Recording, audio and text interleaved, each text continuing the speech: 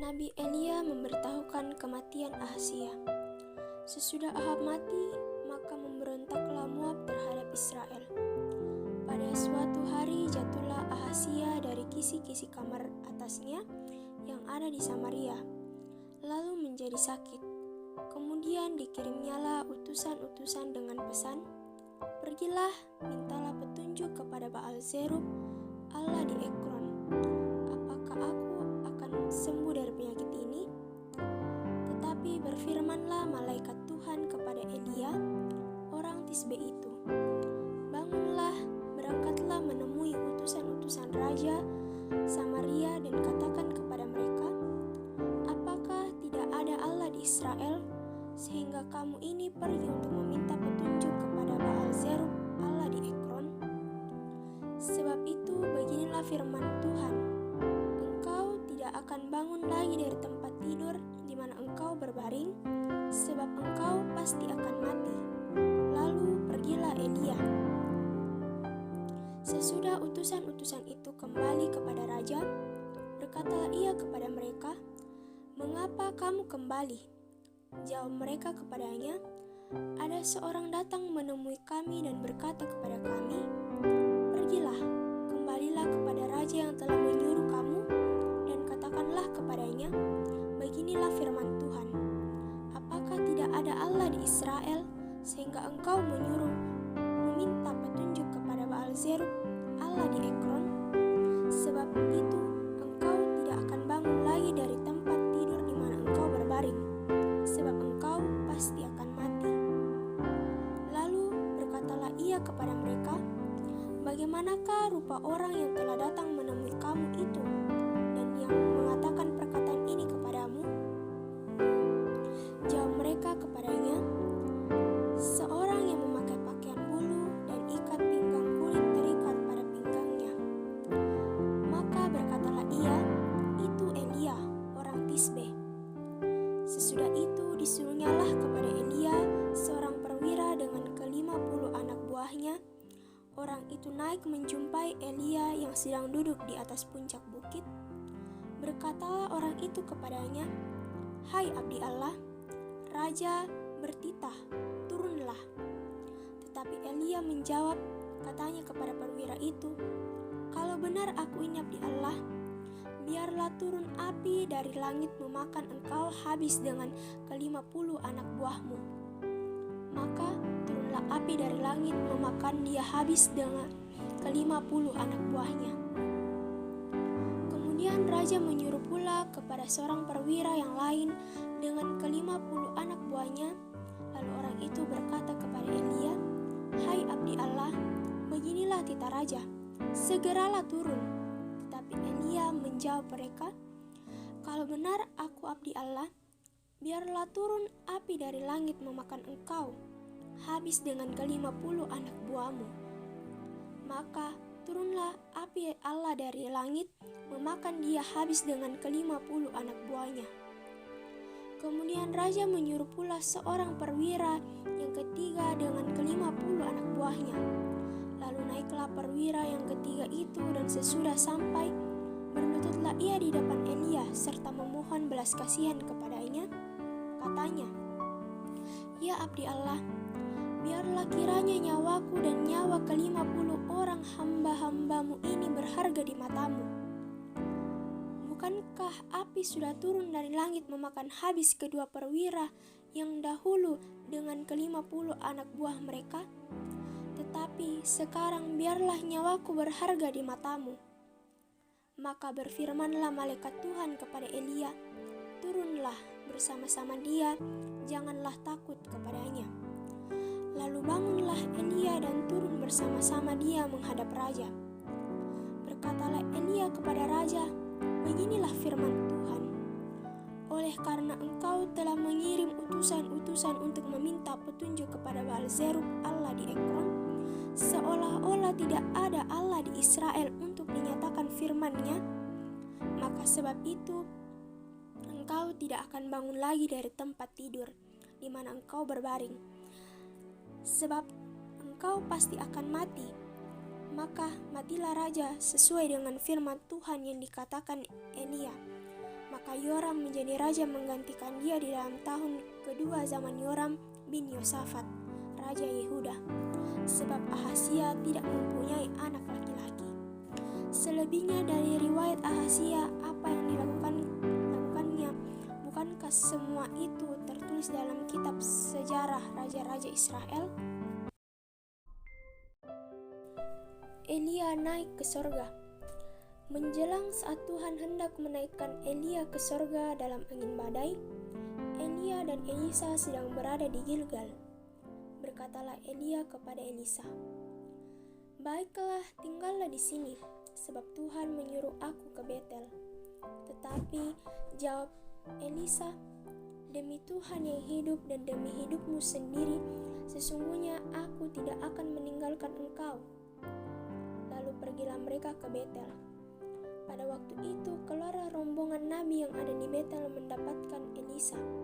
Lalu berkatalah mereka kepadanya, "Sudahkah engkau tahu bahwa pada hari ini Tuanmu akan diambil daripadamu oleh Tuhan terangkat ke sorga?" Jawabnya, "Aku juga tahu, diamlah." Berkatalah Elia kepadanya, "Hai Elisa, baiklah tinggal di sini, sebab Tuhan menyuruh aku ke Yeriko." Tetapi jawabnya, "Demi Tuhan yang hidup dan demi hidupmu sendiri, sesungguhnya aku tidak akan meninggalkan engkau." Lalu sampailah mereka di Yeriko. Pada waktu itu mendekatlah rombongan nabi yang ada di Yeriko kepada Elisa, serta berkata kepadanya, "Sudahkah engkau tahu bahwa pada hari ini Tuanmu akan diambil daripadamu oleh Tuhan terangkat ke sorga?" Jawabnya, "Aku juga tahu, diamlah." Berkatalah Elia kepadanya, "Baiklah, tinggallah di sini, sebab Tuhan menyuruh aku ke sungai Yordan." Jawabnya, "Demi Tuhan yang hidup dan demi hidupmu sendiri, sesungguhnya aku tidak akan meninggalkan engkau." Lalu berjalanlah keduanya. 50 orang dari rombongan nabi itu ikut berjalan, tetapi mereka berdiri memandang dari jauh ketika keduanya berdiri di tepi sungai Yordan. Lalu Elia mengambil jubahnya, digulungnya, dipukulkannya ke atas air itu, maka terbagilah air itu ke sebelah sini dan ke sebelah sana, sehingga menyeberanglah keduanya dengan berjalan di tanah yang kering. Sesudah mereka sampai di seberang, berkatalah Elia kepada Elisa, "Mintalah apa yang hendak kulakukan kepadamu sebelum aku terangkat daripadamu." Jawab Elisa, "Biarlah kiranya aku mendapat 2 bagian dari rohmu." Berkatalah Elia, "Yang kau minta itu adalah sukar, tetapi jika engkau dapat melihat aku terangkat pada hari daripadamu, akan terjadilah kepadamu seperti yang demikian, dan jika tidak akan terjadi." Sedang mereka berjalan terus sambil berkata-kata, tiba-tiba datanglah kereta berapi dengan kuda berapi memisahkan keduanya. Lalu naiklah Elia ke sorga dalam angin badai. Ketika Elisa melihat itu, maka berteriaklah ia, "Bapakku, Bapakku, kereta Israel dan orang-orangnya yang berkuda." Kemudian tidak dilihatnya lagi. Lalu direnggutnya pakaiannya dan dikoyakkannya menjadi 2 koyakan. Sesudah itu dipungutnya jubah Elia yang telah terjatuh. Lalu ia berjalan hendak pulang dan berdiri tepi sungai Yordan. Ia mengambil jubah Elia yang telah terjatuh itu, dipukulkannya ke atas air itu sambil berseru, "Di manakah Tuhan, Allah Elia?" Ia memukul air itu, lalu terbaik ke sebelah sini dan ke sebelah sana. Maka menyeberanglah Elisa. Ketika rombongan nabi yang di Yeriko itu melihat dia dari jauh, mereka berkata, "Roh Elia telah hinggap pada Elisa."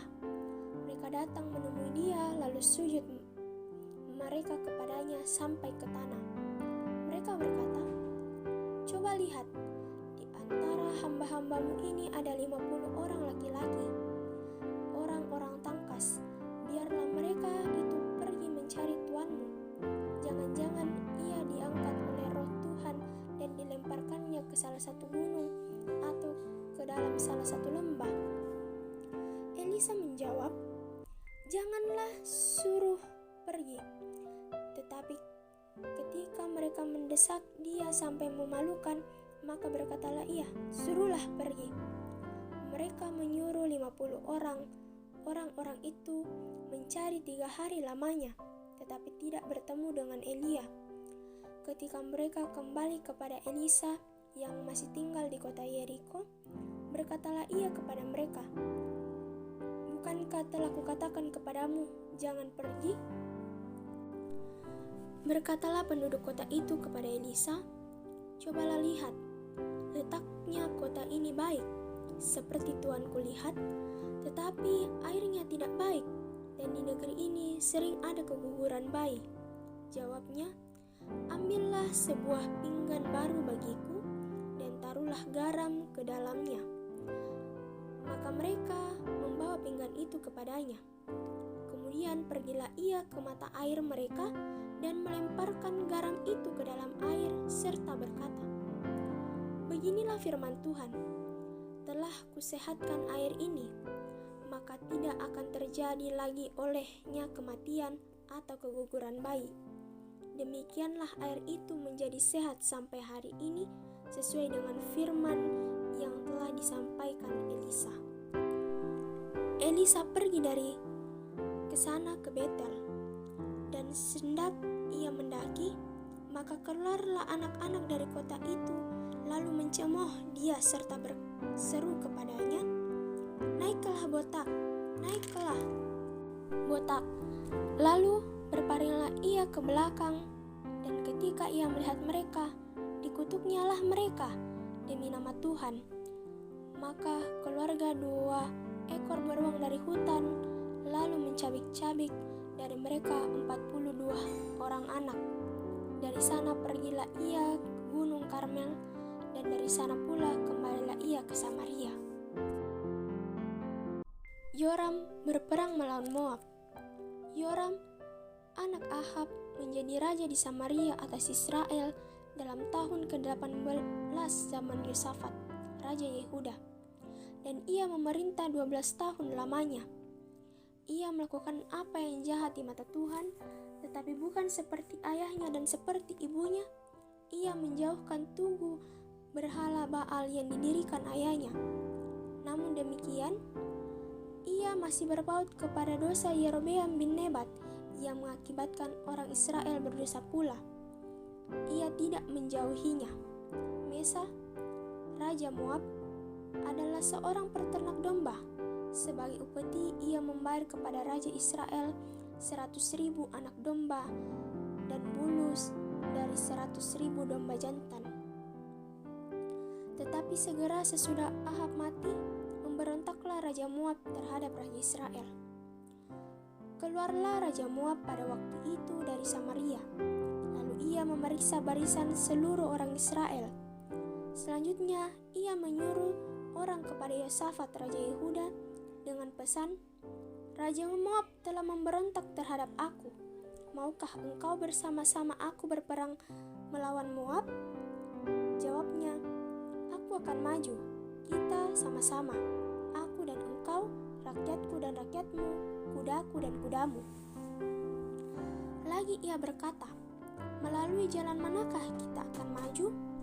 Jawabnya, "Melalui padang gurun Enom." Maka berjalanlah raja Israel dan raja Yehuda dan raja Edom. Tetapi sesudah mereka berkeliling 7 hari perjalanan jauhnya, mereka tidak terdapat air untuk tentara, untuk hewan yang mengikuti mereka. Lalu berkatalah raja Israel, "Wahai Tuhan, telah memanggil ketiga raja ini untuk menyerahkan mereka ke dalam tangan Moab." Tetapi berkatalah Yosafat, "Tidak adakah di sini seorang nabi Tuhan, supaya dengan perantarannya kita meminta petunjuk Tuhan?" Lalu salah seorang pegawai raja Israel menjawab katanya, "Di sini ada Elisa bin Safat yang dahulu melayani Elia." Lalu berkatalah Yosafat, "Memang padanya ada firman Tuhan." Sesudah itu, pergilah Raja Israel dan Raja Yosafat dan Raja Edom kepada Elisa. Tetapi berkatalah Elisa kepada Raja Israel, "Apakah urusanku dengan engkau? Pergilah kepada para nabi ayahmu dan kepada para nabi ibumu." Jawab Raja Israel kepadanya, "Jangan begitu, sebab Tuhan memanggil ketiga raja ini untuk menyerahkan mereka ke dalam tangan orang Moab." Berkatalah Elisa, "Demi Tuhan semesta alam yang hidup, yang di hadapannya aku menjadi pelayan, jika tidak karena Yosafat Raja Yehuda, maka sesungguhnya aku ini tidak akan memandang dan melihat kepadamu. Maka sekarang jemputlah bagiku seorang pemetik kecapi." Pada waktu pemetik kecapi itu bermain kecapi, maka kekuasaan Tuhan meliputi dia.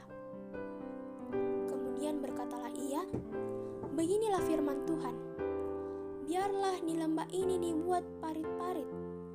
Sebab beginilah firman Tuhan, kamu tidak akan mendapat angin dan hujan, namun lembah ini akan penuh dengan air, sehingga kamu serta ternak sembelihan dan hewan pengangkut dapat minum. Dan itu pun adalah perkara ringan di mata Tuhan. Juga orang Moab akan diserahkannya ke dalam tanganmu. Kamu akan memusnahkan segala kota yang berkubu dan segala kota pilihan. Kamu akan menumbangkan segala pohon yang baik. Kamu akan menutup segala mata air dan kamu akan merusaknya segala ladang yang baik dengan batu-batu." Keesokan harinya ketika orang mempersembahkan korban, datanglah dengan tiba-tiba air dari arah Edom. Lalu penuhlah negeri itu dengan air. Ketika didengar seluruh orang Moab bahwa ketiga raja itu telah maju memerangi mereka, maka dikerahkannyalah semua orang yang masih sanggup menyandang perang, bahkan orang-orang yang lebih tua juga. Kemudian mereka ditempatkan di tepi perbatasan. Keesokan harinya pagi-pagi, ketika matahari bersinar atas permukaan air itu, tampaklah kepada orang Moab itu bahwa air di sebelah depan merahnya seperti darah. Lalu berserulah mereka, "Itu darah."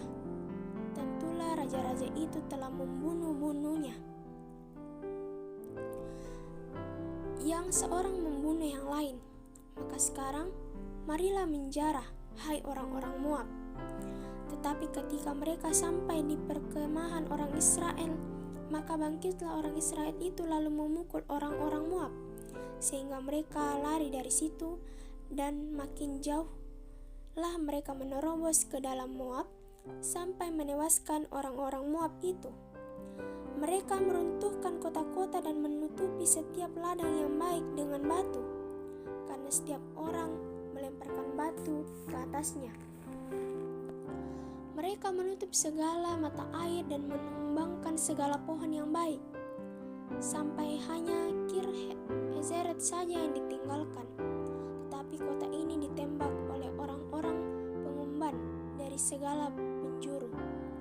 Ketika Raja Moab melihat bahwa peperangan itu terlalu berat baginya, diambilnyalah 700 orang pemegang pedang bersama-sama dia untuk menerobos ke jurusan Raja Edom, tetapi tidak berhasil. Kemudian ia mengambil anaknya yang sulung yang ada, yang akan menjadi raja menggantikan dia, lalu mempersembahkannya sebagai korban bakaran di atas pagar tembok. Tetapi kegusaran besar menimpa orang Israel sehingga mereka berangkat meninggalkan dia dan pulang ke negeri mereka. Minyak seorang janda. Salah seorang dari istri-istri para nabi mengadukan halnya kepada Elisa sambil berseru, "Hambamu, suamiku, sudah mati dan engkau ini tahu bahwa hambamu itu takut akan Tuhan.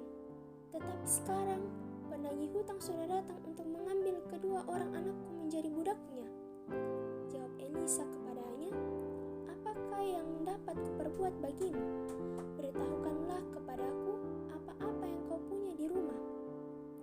Berkatalah perempuan itu, "Hambamu ini tidak punya sesuatu apapun di rumah, kecuali sebuah buli-buli berisi minyak." Lalu berkatalah Elisa, pergilah, mintalah bejana-bejana dari luar dan daripada segala tetanggamu, bejana-bejana kosong, tetapi jangan terlalu sedikit. Kemudian masuklah, tutuplah pintu sesudah engkau dan anak-anakmu masuk. Lalu tuanglah minyak itu ke dalam segala bejana. Mana yang penuh, angkatlah. Pergilah perempuan itu daripadanya, ditutupnyalah pintu sesudah ia dan anak-anaknya masuk. Dan anak-anaknya mendekatkan bejana-bejana kepadanya, sedang ia terus menuang. Ketika bejana-bejana itu sudah penuh, berkatalah perempuan itu kepada anaknya, "Dekatkanlah kepadaku sebuah bejana lagi." Tetapi jawabnya kepada ibunya, "Tidak ada lagi bejana." Lalu berhentilah minyak itu mengalir. Kemudian pergilah perempuan itu memberitahukan kepada abdi Allah, dan orang itu berkata, "Pergilah, juallah minyak itu, bayarlah hutangmu, dan hiduplah dari lebihnya, engkau serta anak-anakmu." Pada suatu hari, Elisa pergi ke Sunem. Di sana tinggal seorang perempuan kaya yang mengundang dia makan. Dan seberapa kali ia dalam perjalanan, singgahlah ia ke sana untuk makan. Berkatalah perempuan itu kepada suaminya, "Sesungguhnya aku sudah tahu bahwa orang yang selalu datang kepada kita itu abdi Allah yang kudus. Baiklah kita membuat sebuah kamar atas yang kecil yang berdinding batu, dan baiklah kita menaruh di sana baginya sebuah tempat tidur, sebuah meja, sebuah kursi, dan sebuah kandil. Maka apabila ia datang kepada kita, ia boleh masuk ke sana." Pada suatu hari datanglah ia ke sana, lalu masuklah ia ke kamar atas itu dan tidur di situ. Kemudian berkatalah ia kepada Gehasi, bujangnya, "Panggillah perempuan Sunem itu." Lalu dipanggilnyalah perempuan itu, dan dia berdiri di depan Gehasi. Elisa telah berkata kepada Gehasi, "Cobalah katakan kepadanya, sesungguhnya engkau telah sangat bersusah-susah seperti ini untuk kami. Apakah yang dapat kuperbuat bagimu? Adakah yang dapat kubicarakan tentang engkau kepada raja atau kepala tentara?" Jawab perempuan itu, "Aku ini tinggal di tengah-tengah kaumku." Kemudian berkatalah Elisa, "Apakah yang dapat kuperbuat baginya?" Jawab Gehasi, "Ia tidak mempunyai anak dan suaminya sudah tua." Lalu berkatalah Elisa, "Panggillah dia." Dan sesudah dipanggilnya, berdirilah perempuan itu di pintu. Berkatalah Elisa, "Pada waktu seperti ini juga, tahun depan, engkau ini akan menggendong seorang anak laki-laki."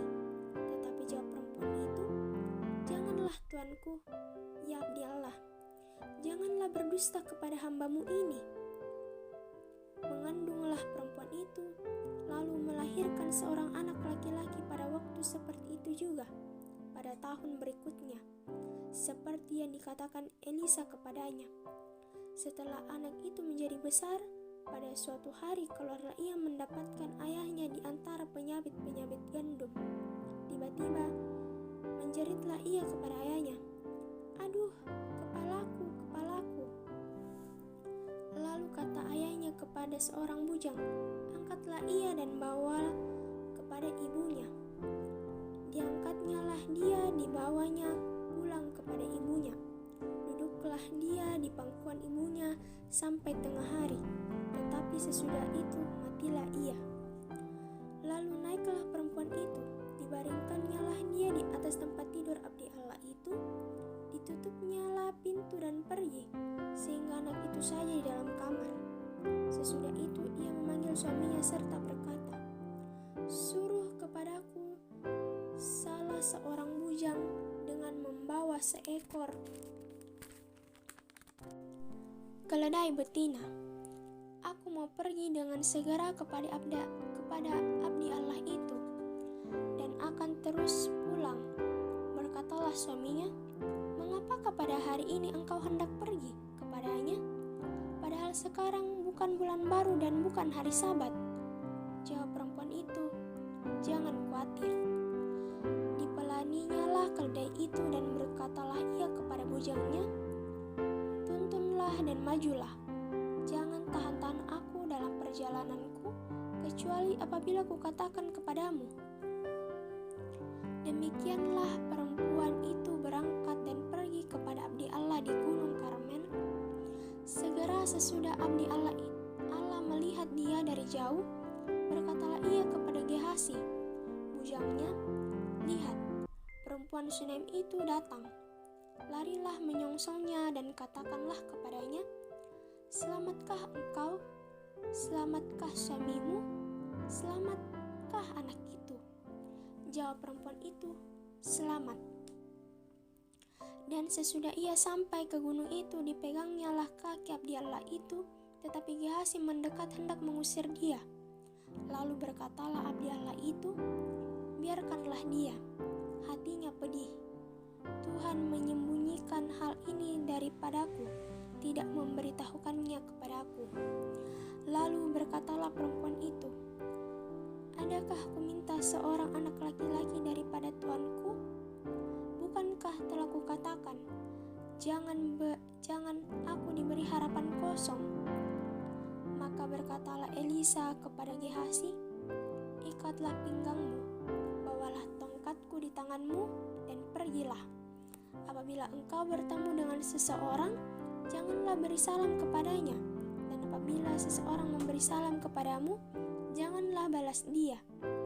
Kemudian taruhlah tongkatku ini di atas anakmu."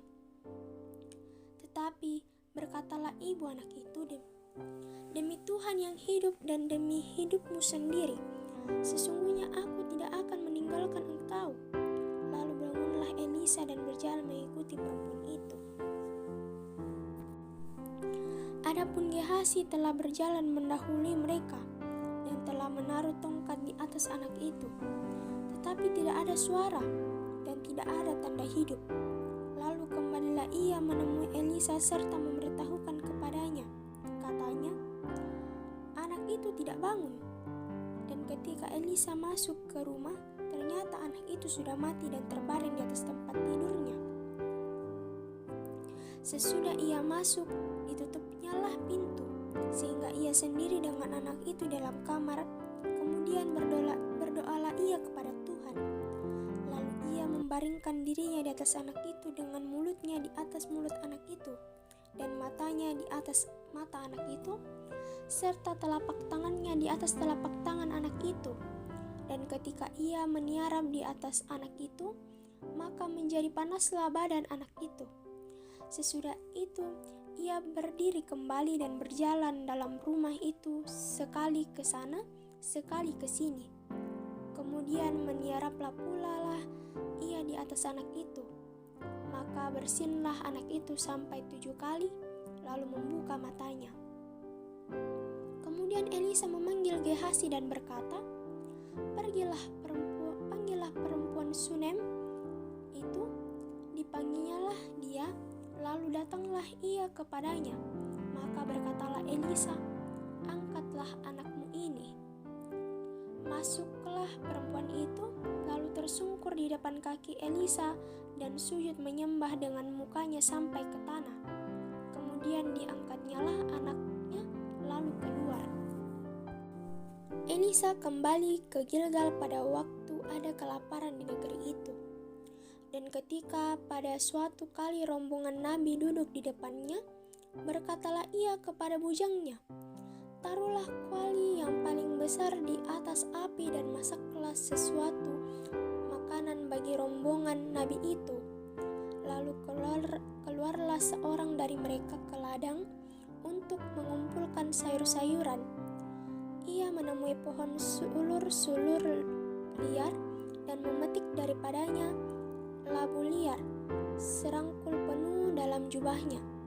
Sesudah ia pulang, teruslah ia mengiris-ngiris ke dalam kuali masakan tadi, sebab mereka tidak mengenalnya.